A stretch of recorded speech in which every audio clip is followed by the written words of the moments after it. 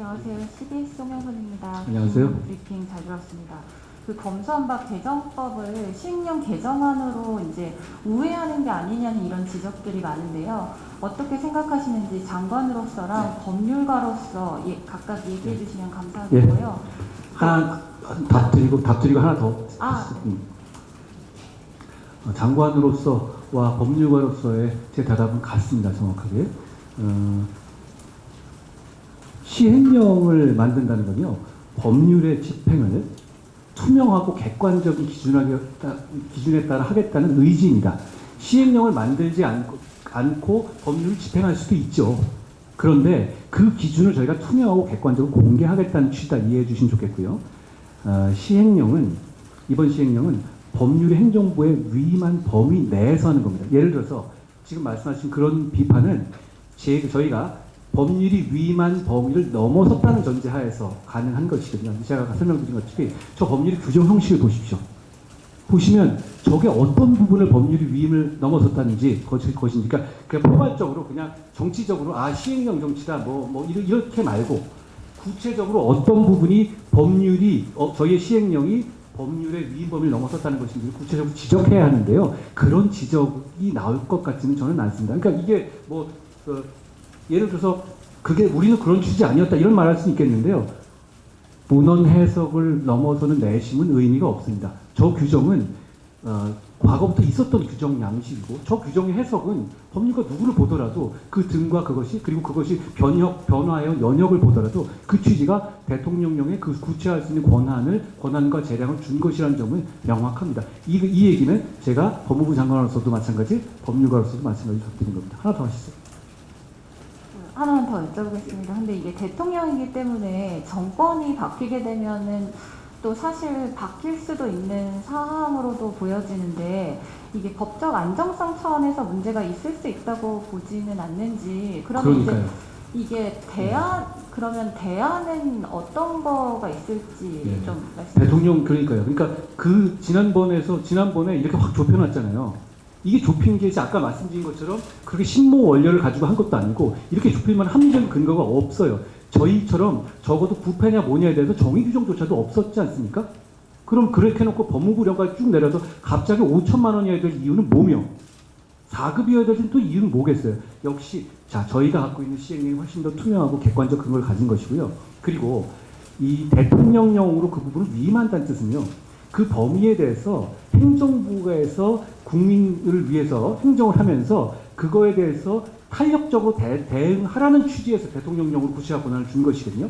이걸 너무 정권적 차원에서 보실 게 아니고 저희가 기자님 이렇게 여쭤보겠어요. 저희가 지금 하겠다는 수사 중에서 저희가 하면 안 된다는 수사가 어떻게 생각나는 거 있어요?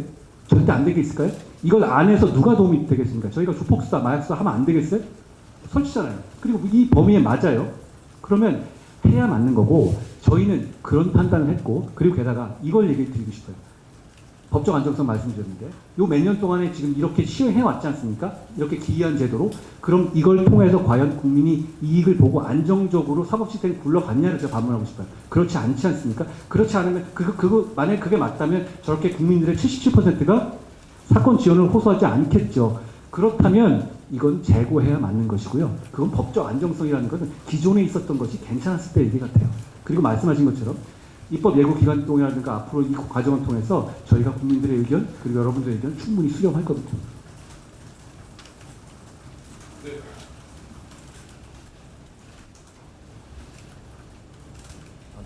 SBS 안인재 기자입니다. 안녕하세요. 이달 중으로 그러면 이게 시행될 수 있도록 하시겠다는 취지신지, 이거 외에는 또 어떤 것들을 더 준비하고 계시는지 궁금합니다. 저희가 소위 이 검수완박 입법에 관해서 한 대응 방식은 크게 두 개로 말씀드리고 있습니다. 그거는 좀 잊으셨겠지만 저희가 예전에 TF를 구성했다고 했지 않습니까? 헌법재판에 대응한 TF. 저희는 이 규정이 절차와 내용에 있어서 현대 민주국가에서는 허용되기 어려운 위헌적 법률이라고 판단했기 때문에 권한쟁의 심판을 청구한 것입니다. 저희가 권한쟁의 심판을 청구한 취지는 단지 이 법도 이 법이지만 이런 절차, 그러니까 어떻게 보면 의원 빼내기라든가 무슨 쪼개기라든가 무슨 그리고 결정적으로 본회의에 올라간 법안이 원래 법안하고 다르다든가 이런 식의 절차가 대한민국의 21세기에 허용될 수 있는지를 국민과 함께 묻겠다는 취지거든요. 굉장히 중요한 절차를 생각하고 이 부분에 대해서 최선을 다할 겁니다. 이게 하나의 축이고요.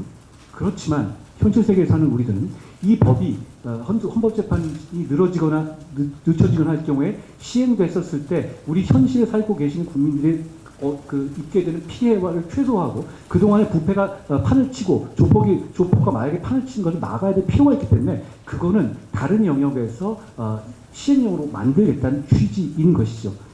그리고 그 외에는 지금 이제 큰 틀에 봐서는 큰 틀에서 저희가 그 9월 10일에 맞춰서 준비하고 있는 것은 큰 틀에서는 이 두 가지 정도입니다.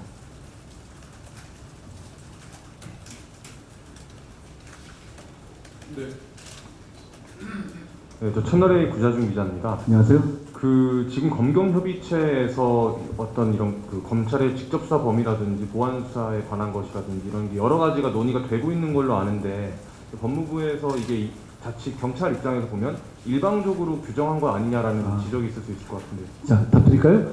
자, 검경협의체와 이 시행령은 다른 영역입니다. 왜냐? 이건 검찰청법의 하위 규정으로 검사가 직접 수사를 하는 것에 대해 관련된 부분입니다. 그러니까 검찰의 직접 수사의 범위는 경찰의 직접 수사 범위나 경찰의 처리에 아무런 영향을 미치지 않습니다. 무슨 얘기냐면 지금 이 기자님 말씀하신 검경협의체는 경찰, 검찰이 서로 간의 보안 수사를 요구하고 서로 간에 사건을 주고받는 과정에서 예를 들어 몇 번의 보안 수사를 요구할 수 있냐 이런 부분에 관한 거잖아요. 이거는 검찰과 경찰이 당연히 협의해야 될 부분입니다.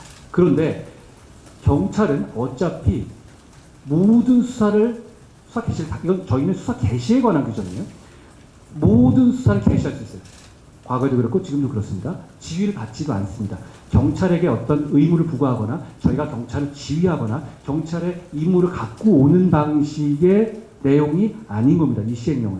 그렇기 때문에 지금은 아까 검경협의체가 하고 있는 검찰과 경찰의 서로 협력에 관한 부분과 좀 분리해서 봐야 할 것 같고 그 부분을 좀 혼동하신 거 아닌가 싶습니다. 그러니까 그 부분은 기자님 그 부분은 당장 9월 10일이 아니더라도 기존부터 계속 중요하게 이제 서로 협의가 필요했던 것이고 새 정부 들어와서 이 국정 과제로서 검경의 어떤 건강한 관계를 만들자가 이제 새 대통령의 공약이었죠.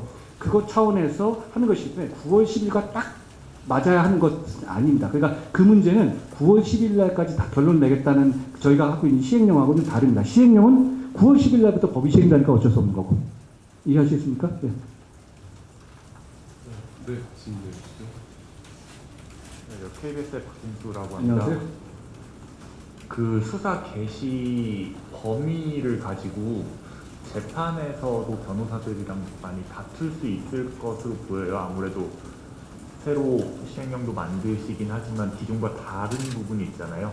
그 부분에 대한 혹시 법무부 차원의 대비도 이루어지고 있는 게 있을까 싶은데요. 저희가 지금 이게 5월에 만들어진 이후에 제가 그런 건 아닌데요. 여기 계신 이런 분들이 굉장히 밤을 새가면서 계속 연구를 했거든요. 그러니까 보면 되게 심플해 보이지만 그거 하나하나가 여기 들어가야 되는 로직이라든가 그리고 그리고 그 규정이 중요 범죄만 넣는다는 차원이고 그 정합성이 맞아야 되기 때문에 모든 경제 범죄나 모든 부패 범죄 다 넣은 건 아니에요. 그러니까 그 부분을 그냥 한 게 아니라 굉장히 여러 가지 이 수고를 하며 노력해서 만든 거거든요. 그러니까 그거에 관해서는 체제 적합성에 대해서는 나름대로 저희가 준비가 돼 있다라고 말씀드리겠고 그런데 아까 제가 다시 처음으로 돌아가서 이 법의 규정을 한번 보시죠. 이 법률의 규정은 중요 범죄의 범위를 대통령령에 위임하고 있습니다.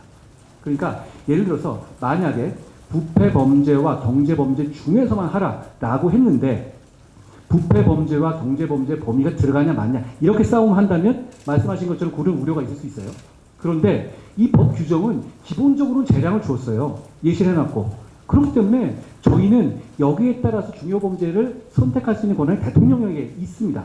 그렇기 때문에 이 부분이 법적으로 그러니까 이게 만약에 오히려 지난 과거 이 지난 정부 안처럼 이게 엄청나게 줄여놨다. 그럼 예를 들어서 아까처럼 5천만 원이냐 500만 원이냐 그러면 이걸 어떻게 해석할 것이냐. 그러면 예를 들어서 처음에 들어갈 단계에서 일부러 그냥 정보 없이 5천만 원으로 출발했다. 그러면 그게 이 범위에 될 거냐 아니냐 이런 식으로 다툴 수는 있을 것 같아요. 그런데 이렇게 오히려 죄명으로 해놓고 심플하게 해놓고 이 범위에 대해서 이걸 명확하게 해석해 놓으면 오히려 이 범위는 넓어질 수 있는 거거든요. 규정상. 그렇기 때문에 저는 말씀하신 식의 법률에서 뭐 이걸 가지고 공소기각을 한다든가 이런 식의 논란은 실질적으로 생기지 않을 것 같습니다. 그 부분은 당연히 저희가 충분히 연구를 한 것이라는 말씀드리겠습니다.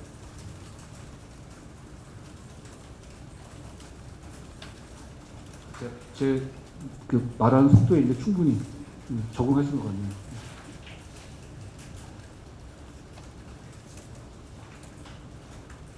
네, 추가 질문 없으시면은 예, 알겠습니다. 지금 제가 걱정되는 거는 처음 이제 검찰청법 개정돼서 6대 범죄로 줄었을 때도 이제 일반 시민들이 이거를 경찰에서 고소를 해야 되는지 검찰에 고소해야 되는지 혼란이 있었는데요. 그래서 이런 식의 이렇게 안내를 붙여놓고 이건 딴 데 가라 뭐 이런 식으로 했는데 지금 여기 이제 별표에 있는 범죄 유형을 보면은 일반인들이 이해하기는 조금 너무 복잡하게 돼 있어서 중복되는 문제를 어떻게 해결할지 하고요. 그리고 겹치는 질문인데 예를 들어서 하나의 사안을 놓고 시민단체에서는 경찰에 고소를 하고 피해자는 검찰에 고소를 해서 양쪽에서 수사가 동시에 이루어지면 어차피 기소는 검찰이 하니까 결국은 통합이 되는 건지 아니면 별개로 수사가 진행되는 건지 뭐 절차적인 해결 방법이 있는지 좋은 질문인데요. 기자님 잘 아시다시피 수사는 기소나 불기소를 위해 향해 가는 어떤 여정에 있는 것이죠. 결과적으로 수사와 기소가 분리될 수 없는 이유가 그겁니다. 기소라는 어떤 그 지점을 향해서 가기 위한 유기적으로 연결된 부분이거든요. 기소 판단 여부를. 그 과정에서 지금 말씀하신 내용은 언제나 있어 왔습니다. 그러니까 과거에 검찰이 무제한적인 인지권을 갖고 있을 때도 역시 있어 왔던 일이고요. 그렇지만 그 문제는 저희가 이게 뭐 수학적인 문제가 아니라 이 국가기관은 기본적으로 막 서로 싸우는 것 같지만 기본적으로는 공의를 목적으로 하고 선의를 가지고 있어야 하는 기관이기 때문에 거기에 대한 선우라든가 누가 언제 얼마만큼 진행됐냐 이런 걸 보고 얼마든지 그거는 같이 얘기할 수 있는 부분이고 지금까지 그렇게 해결해왔고 과거에도 사실 그렇게 해결해왔습니다. 과거에도 무조건 우리가 검찰이니까 무조건 뺏어온다 이렇게 운영되지 않았잖아요. 그러니까 그런 식으로 지금 과거처럼 운영될 수 있을 부분이고요. 말씀드린 것처럼 오히려 엄청나게 좁혀놨을 때는 국민들께서 많이 호통되실 거예요. 그런데 한번 전체적으로 보십시오. 경제나 부패, 국민들이 일반적으로 경제나 부패라고 생각하실 부분들 대부분의 범죄는 포괄하고 있습니다. 그렇기 때문에 오히려 예측 가능성이 더 많다는 거죠. 예를 들어서 과거 같은 경우는 요 선을 넘어서도 과연 저희는 뭐냐면 가중 규정 같은 거 다 넣어놨거든요. 사실 가중 규정을 빼는 게 이상하잖아요. 똑같은 범죄인데 가중하는 범죄는 여기 안 들어갔다? 과거에는 그런 경우가 있었어요. 그러면 과거의 시행령에는 그러면 그거는 들어가는 거예요? 안 들어가는 거예요? 당연히 법률가로서는 들어가는 거지만 국민 간다고 판단하겠지만 국민들은 그렇게 안 볼 수 있거든요. 저희는 그런 부분에 대해서 이게 굉장히 많이 집어넣은 이유가 말로만 한 게 아니라 정의 규정을 해놓지만 실제로는 죄명별로 그걸 굉장히 특정을 해놓는 것이거든요. 그러니까 그걸 보시면 부패, 경제라고 일반적으로 생각하시는 범죄들 대부분은 들어간다. 이렇게 보시면 될 것 같습니다. 그리고 과거에도 검찰에 고소가 왔었을 때 그 뭐 경찰로 이송하거나 서로 간에 그런 경우는 많이 있지 않습니까? 그러니까 검경을 그렇게 뭐 대립 관계라든가 경쟁 관계라고 볼 건 아니고요. 사실 건강한 사법 민주국가라면 서로 간에 협력 관계가 돼야 맞는 겁니다. 저희도 그러니까 그 차원에서 같이 서로 협력할 방법을 찾을 겁니다. 근데 이 부분은 아까 말씀드린 것처럼 경찰의 수사 범위를 줄이거나 경찰에게 뭐 지휘를 하거나 경찰에 부담을 지는 내용이 아니기 때문에 경찰의 수사 개시와는 상관없는 겁니다. 네, 네, 안녕하세요. 저 뉴시스 김진아 기자라고 합니다. 안녕하세요. 정아님께서 말씀하신 게 그 법 시행 이후에 이제 국민들이 체감하는 피해가 있을 것이다라고 했는데 이제 어떤 부분을 좀 염두에 두고 계신 건지 하나 더. 지난 검수완박 국면에서 여러 가지 얘기가 나왔죠. 말하자면 이걸로 인해 가지고 그러니까 그 동안에 있었던 이제 요 법도 그렇지만요. 직접 관련성 있는 법으로 이제 축소되는 부분도 있고, 그리고 동일성 규정은 아직 살아 있거든요. 그리고 고발인의 경우 이의 신청이 허용되지 않는 부분도 있죠. 그러니까 그게 별거 아닌 것 같지만 숫자가 꽤 될 겁니다. 그리고 그걸로 인해서 생길 수 있는 루폴이 꽤 보일 거고요. 그러니까 이게 사법 시스템 자체를 좀 이 궤적을 바꾸는 그 성격을 가지고 있는 것은 분명합니다. 저희가 이 시행령을 통해서 그로 인한 피해를 최소화하고 국가의 부패 배분 능력의 약화를 최소화하기 위해서 안간힘을 쓴 건 맞아요. 그렇지만 그럼에도 불구하고 이 법 자체가 갖고 있는 내재하고 있는 그런 부분들의 그 우려는 사라지지 않았다라고 말씀드리겠습니다. 하나 더 여쭤보고 싶은데요. 그 교집, 그러니까 여러 범죄 성격을 띠는 교집합을 가진 그런 범죄들은 분류에 있어서 이제 논란이 될 여지는 없는 건가요? 그러니까 이렇죠. 예를 들어서 완전히 부패냐, 경제냐, 이거 아니면 아니다라고 하는 구도라면 여기에 대해서 싸움이 있을 수 있습니다. 그렇죠? 그런데 기본적으로 그게 아니더라도 중요 범죄를 대통령령으로 확장할 수 있는 위임이 되어 있는 게 법률이거든요. 그렇기 때문에 이게 여기다 포함됐든 여기다 포함됐든 간에 실제로 효과가 다르지가 않고 그 기본적으로는 이걸 넓힐 수 있는 그 규정이 돼 있는데다 그게 명확성을 내서 이걸 하겠다라는 건 이 수사를 검찰이 할 수 있게 하겠다는 건 명확하잖아요. 그렇기 때문에 그 부분에서 이게 이쪽이냐라는 거는 그러니까 거기 보시면 횡령 배임 한번 보십시오. 그럼 별표에 부패 범죄에도 넣고 경제 범죄에도 넣었을 겁니다. 그게 그러니까 왜냐면 그 성격이 그게 이유가 부패범죄 몰수 특례법에 그게 들어가 있기 때문에 일단 그거를 전체를 원용하는 사람 넣었고 그리고 경제범죄이기도 하기 때문에 넣은 건데요. 그게 뭐 서로 겹쳐지거나 교집합이 있다고 해서 그게 운용에 문제가 될 건 오히려 없을 거라고 생각합니다.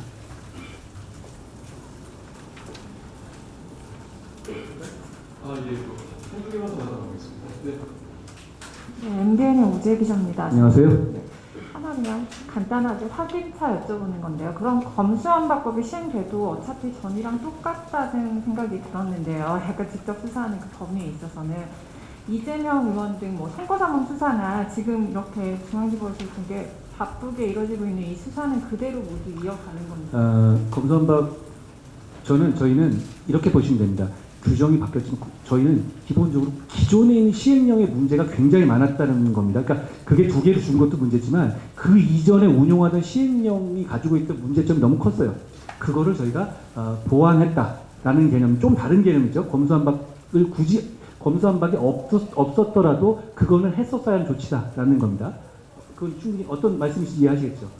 그리고 이 경과 규정이 있기 때문에 잘 아시다시피 기존에 이미 진행 중인 사건에 저희 시행령 변경이 전혀 영향을 미치지가 않습니다.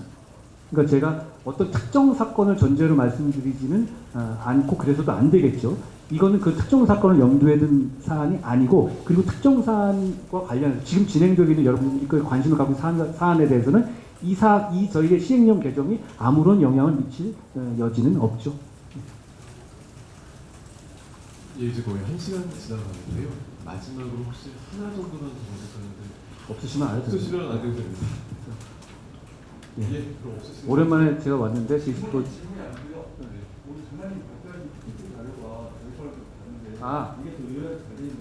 당연히 드려야죠. 예, 제공해드리겠습니다. 네, 네. 저게 좀 상세했어요.